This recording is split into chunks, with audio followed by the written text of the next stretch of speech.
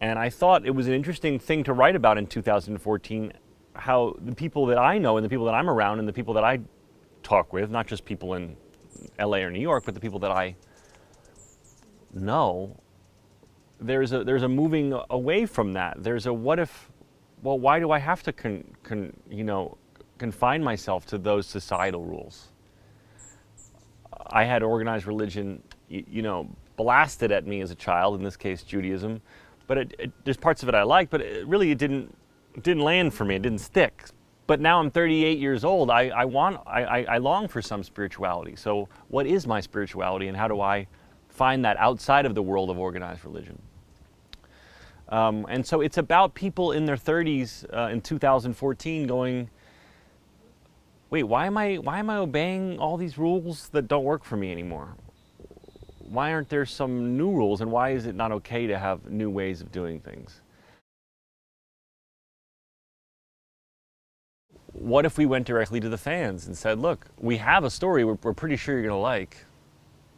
Will you help us? Will you help us tell it to you? And you could help us for $10, or you could help us for more. You could help us for $1. But if you do, we're then going to spend the next 2 years working on telling you a story we think you're going to love.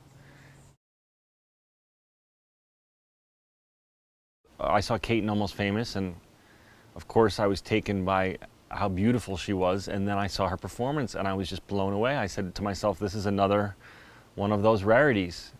A stunning woman who can act on another level. God doesn't do that too often. And so I've always wanted to work with her, and we became friends some years back and have tried to line things up to do something together. And for this I thought it was so perfect because it was a really quick shoot, and not only was Kate perfect for the role, but we have a fun friendship and a fun repartee, and to just dive into a movie with that already, I instantly just thought she was the coolest kid I'd ever met.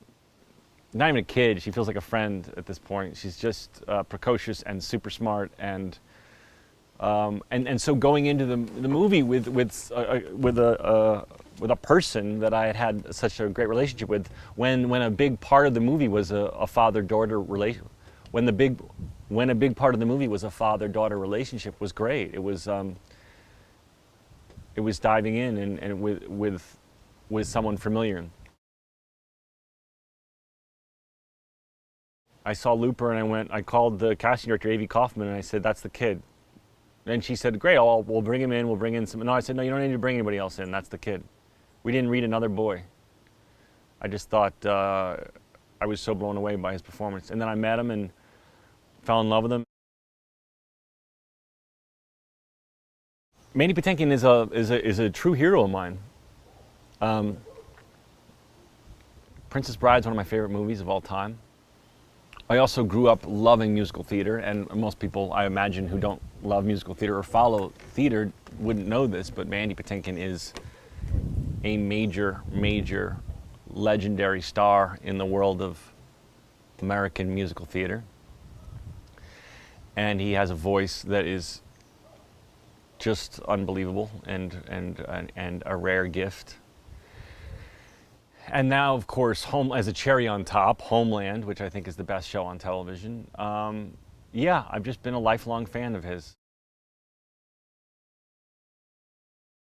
Larry Sher is not just a cinematographer to me. He's a real partner. He's like my, next to my brother and of course my producers, he's my closest collaborator. I look to Larry not just for the photography of the film, but for the tone of the film. Larry and I talk about Larry is a person that can whisper an acting thought into my brain. I mean, that's very rare for a DP and a director to have that relationship, but that's how I respect and love Larry Sher. I love sharing what I know, and one of the cool things that arose from the Kickstarter of it all was an opportunity to show people who don't know anything about this world, making movies, who are interested, what it is that we do. And people see this stuff on on DVD extras, I guess, and they see it on like entertainment shows behind the scenes. But it all is in a certain style, and I thought with you, we could do it in a different, new way. And so that's what the videos became. And then when people would visit set, it was so cool because I got to, meet them and take them around and go, this is what we're doing, and this is why we do it this way. And they got to see, not just firsthand, and actually be in the movie at times and sit behind the monitors and watch how it's done. And I think they would all say they had a great time. I've been on enough sets to know when it's fun and when it's not, and it really, anybody will tell you it filters down from the producers and the director and the stars. What's their tone, and that tone filters down to everybody.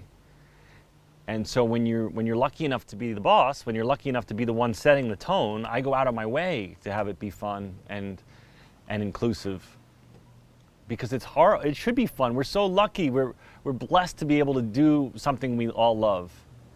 And you work your butt off your whole life to get 25 days to do it every now and then, if you're lucky. So for those 25 days, you got to savor them and make them special and be appreciative and thank everyone for their hard work. And I'm just very clear about that.